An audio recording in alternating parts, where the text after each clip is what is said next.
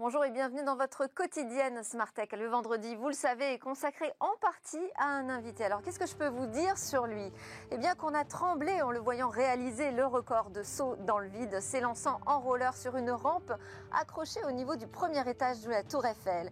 Et puis qu'il nous impressionne encore avec son triple titre de champion du monde de roller sur rampe. Aujourd'hui, je reçois donc un recordman de l'extrême qui assure désormais la présidence de 2 entreprises tech en même temps. Il nous parlera de cet appétit qu'il a pour les défis qui semblent impossibles. Il partagera aussi ses techniques issues de l'école de la vie, ses techniques bien à lui pour lever des fonds ou encore garder le manche quoi qu'il arrive. Et tout ça avec un goût du risque qui, je dois dire, fait rêver alors que nous vivons sous cloche depuis 1 an. Ce sera la grande interview de Ty Chris, président de On-Off Télécom et fondateur du réseau social Album. Mais avant, nous allons débriefer de quelques actus qui appellent à commentaires, notamment les ratés des ENT, ces espaces de travail pour les élèves, ou encore un mouvement de recul des banques face aux crypto-actifs. J'ai convié pour cela le passionné des nouveaux médias et d'éducation, Jacques Rosselin, directeur de l'EFJ, et un expert des problématiques crypto, directeur de la practice banque et finance de Thémis Conseil, Frédéric Poulmar. Bonjour messieurs, Bonjour. Ça va être à vous, place au débrief.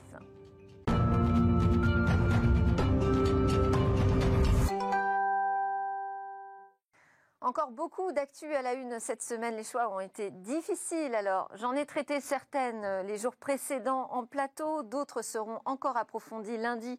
Je vous annonce par exemple que l'alerte cyber sera consacrée au décryptage de la gigantesque fuite de données de Facebook. Aujourd'hui, avec mes commentateurs, nous allons nous concentrer sur 5 news qui nous ont fait réagir. J'espère qu'on aura le temps de toutes les traiter.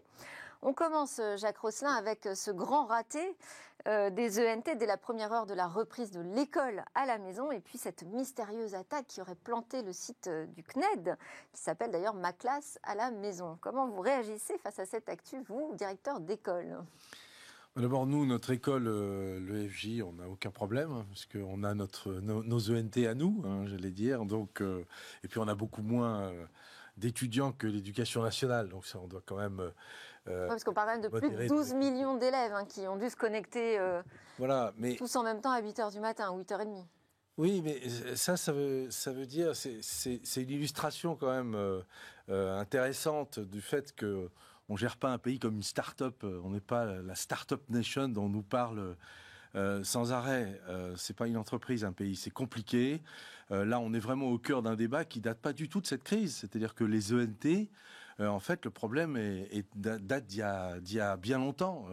Et Blanquer, donc, est pas totalement en faute sur cette affaire. Il ne fait que, en fait, récolter les mauvais fruits de quelque chose qui a été, je dirais, mal planté. Donc bon, là, ce qui est mal passé quand même, c'est les explications qu'il a données. Alors oui, il y a eu une petite pique d'ailleurs pour OVH en disant oui, alors l'effet incendie, tout ça, OVH a tout de suite réagi en disant non, attendez, on n'a aucun rapport avec les ENT, l'incendie de Strasbourg ne concernant rien les ENT. OVH, les Russes, il n'a pas attaqué les Russes, il a dit les collectivités locales. Non, mais veut dire que politiquement, Blanquer est complètement nul. Il a déjà sur les, comme vous y allez, Jacques, sur les histoires de pandémie, d'écoles qu'il fallait pas fermer, etc. Il s'est planté. Là, il donne des explications absurdes. On dirait qu'il connaît pas ce problème des ENT qui débarquent, puisque en fait, il l'attribue à des attaques étrangères. Non, il faut qu'il analyse le problème. Ce problème, il remonte à loin, et il est vraiment très, très au cœur de la problématique française de centralisation, gestion centralisée de l'éducation nationale et décentralisée, puisque là, ce sont les collectivités, les régions qui sont censées gérer ces ENT. Et en fait, le problème est l'organisation de tout ça. C'est pas facile. Ça a 15 ans déjà, la création de ces ENT. Alors, l'attaque sur le CNED, peut-être on va en savoir davantage, parce que quand même, le CNED a porté plainte contre des actes de cybermalveillance. Et donc, c'est l'ANSSI, l'Agence nationale de sécurité de ces systèmes d'information, qui va s'emparer de ce sujet. On n'est pas sûr que ça vienne de l'étranger, simplement. Non, mais il y a... Ça peut être tout simplement un afflux de connexions suspects. Vous allez le dire, oui. Enfin, là, de toute façon, il faut éviter ce genre de prise de parole et de bouc émissaire rapide. Il faut plutôt faire son autocritique. Le problème, c'est quoi? C'est les outils? Il faut qu'on change d'outils? Je pense qu'il faut sans doute abandonner les ENT. Je pense qu'il faut renoncer à ce système qui ne fonctionne pas. Ça fait des années que ça essaye de se mettre en marche et ça ne marche pas. Et si on ne les abandonne pas et qu'on ne change pas de direction rapidement... Et on va voir qui? On va voir des startups qui savent faire. On va avoir le GAFAM. Ah, on va voir les GAFAM. Donc le GAFAM attend tout simplement que ces ENT soient complètement tombés pour finalement faire comme ce qui s'est passé d'ailleurs en Italie, puisqu'en Italie, il y a exactement le même problème dans les lycées. Le GAFAM a proposé une solution à 0 € pour rentrer dans les lycées là, pendant le confinement, et ils sont rentrés, et maintenant, ça y est, ils sont maîtres. Bon, on a peut-être quelques boîtes européennes qui peuvent faire le job. Hein. Le fonds et du capital pourrait vous convaincre. Non, mais il faut surtout qu'on revienne à une solution autour du logiciel libre. Hein. Moi, je suis tout à fait partisan de ça dans l'éducation. On se rappelle quand même que sous le gouvernement Hollande, Najat Vallaud-Belkacem avait signé un accord avec Microsoft, avait jeté l'éducation nationale dans les griffes de Microsoft. Là, il faut qu'on revienne à des solutions du libre qui sont adaptées à chaque fois localement par les établissements. Je ne vais pas vous faire réagir là-dessus parce que sinon on va passer trop de temps sur cette news. On a plein d'autres à traiter. Frédéric Poulmar. Oui, mais vous allez voir, il y en a plein d'autres très importantes. Les banques, par exemple, qui refusent de faciliter l'accès aux comptes bancaires aux acteurs de crypto-actifs. Moi, j'ai découvert cette info grâce à un compte-rendu d'un groupe de travail, une communication de l'Association pour le développement des actifs numériques, l'ADAN. Donc tout le monde a essayé de se mettre autour de la table été 2020 et de travailler ensemble. Et puis visiblement, les banques ont claqué la porte et refusent d'aller plus loin dans le dialogue. Enfin, en tout cas, ils n'ont pas trouvé de solution collective. Pourquoi ce dialogue est si difficile ? Avant tout, il y a la réglementation qui a été mise en place depuis pas mal d'années sur tout ce qui est lutte anti-blanchiment et financement du terrorisme, qui est hyper contraignante et surtout avec des amendes très très lourdes derrière. Donc c'est vrai qu'ils n'osent pas aujourd'hui, les banques, aller vers quelque chose qui ne maîtrise pas des cryptoactifs. On ne sait pas, d'ailleurs ça a mauvaise réputation puisqu'on ne sait pas d'où ça vient, comment c'est financé. Et c'est vrai que ces problématiques-là, plus le fait qu'il n'y ait pas forcément de réglementation très claire sur ces cryptoactifs, fait qu'aujourd'hui, les banques, elles n'osent pas y aller. Pourtant, elles devraient, parce que c'est notamment, on voit avec le nombre de startups qui se créent sur la base de ces cryptoactifs. C'est hyper intéressant et surtout, il faut y aller. Et j'ai une petite anecdote de Thémis Conseil et plus grandement d'ITS Group auquel on appartient, où on a voulu, on a hébergé une start-up qui s'appelle Neurochain, qui travaille sur une plateforme blockchain et IA. Ils ont voulu nous payer en crypto-monnaie l'hébergement. Et c'est vrai que notre directeur financier s'est retrouvé un peu démuni en se disant comment je fais pour accepter des crypto-monnaies. La banque n'en veut pas. Je ne sais pas comment on comptabilise ces crypto-monnaies. Donc c'est vrai que on s'est retrouvé derrière. Nous, on était pour, mais on n'a pas pu. Moi, j'ai découvert effectivement que l'accès au compte était interdit ou sévèrement entravé par les banques. Oui, enfin, en tout cas en Europe, c'est interdit. En tout cas en France, je crois qu'il n'y a pas une seule banque française qui autorise effectivement d'accéder à des comptes pour des crypto-actifs. Et ils peuvent tenir longtemps parce que quand même la législation justement elle a évolué là-dessus. Oui, il y a eu des sujets là en fin d'année dernière mais il y a toujours cette problématique de ça coûte très cher de pouvoir tracer des fonds. Déjà quand c'est pas des crypto-monnaies ou des crypto-actifs. Donc aujourd'hui, l'investissement, est-ce qu'il est pérenne et surtout, est-ce qu'on ne va pas aller vers une amende si jamais on finance Daesh ou on finance un autre groupe? Alors je sais pas, moi on me dit que la blockchain c'est l'outil magique pour pouvoir tracer justement. C'est l'outil magique, c'est vrai. Après aujourd'hui il y a pas mal d'essais qui sont réalisés dans les banques. Aujourd'hui, on travaille, nos clients, donc grandes banques françaises, avec qui on travaille, commencent à avoir des initiatives sur pas mal de sujets, mais c'est vrai que c'est pas encore complètement adapté et surtout adopté. Oui, puis ça va forcément bouger. Alors on voit les crypto-monnaies, même au niveau national, qui commencent à faire partie de l'actualité. Et puis il y a ces NFT. Alors je voulais qu'on revienne dessus. On a fait toute une émission sur la folie des NFT. Elle continue, clairement. Ouais. Donc là, on a une maison virtuelle qui vient d'être vendue plus de 600 000 $ canadiens. Ça fait à peu près 400 000 €. C'est la première vente d'immobilier crypto-actif au monde. Et en échange, l'acheteur a reçu des fichiers 3D, donc de sa Mars House, où il peut éventuellement installer son avatar. On a des images.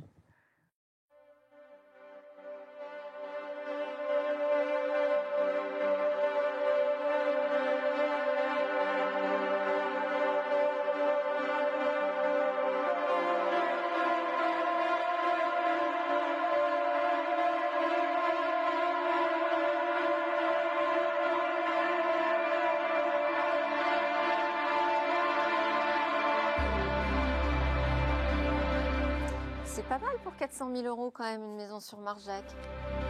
Alors, bon, virtuelle, certes. C'est 400 000 € ou c'est de la crypto-monnaie? Parce qu'il semble que pour acheter ce genre de... Alors effectivement, on a fait la traduction, c'est en token. Hein.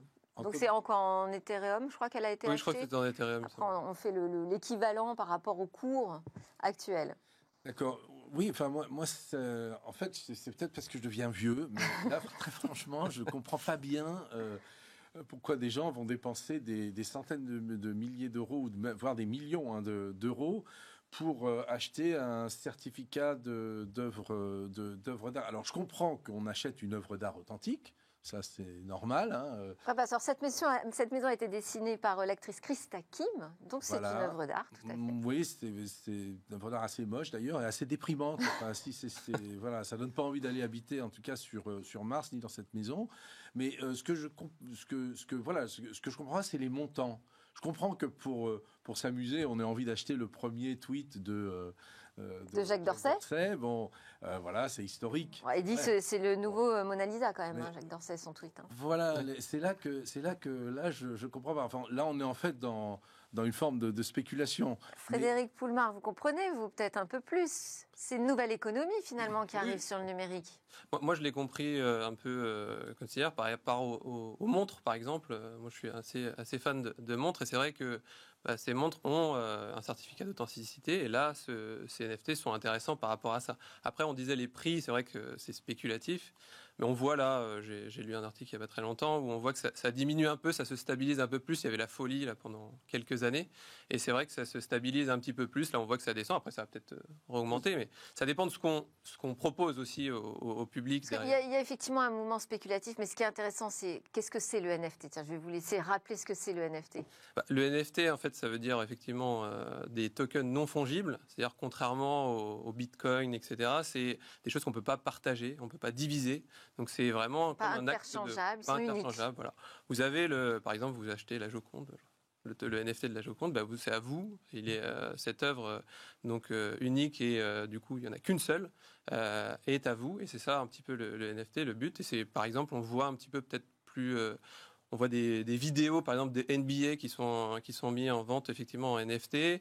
On voit, donc je parlais des montres, il y a pas mal d'autres, ça se lance, il y a beaucoup d'actualités en ce moment. Oui, ça met un peu la lumière sur une nouvelle économie possible dans le monde numérique où la rareté a à nouveau sa place et où l'art peut s'échanger comme dans la vie physique finalement.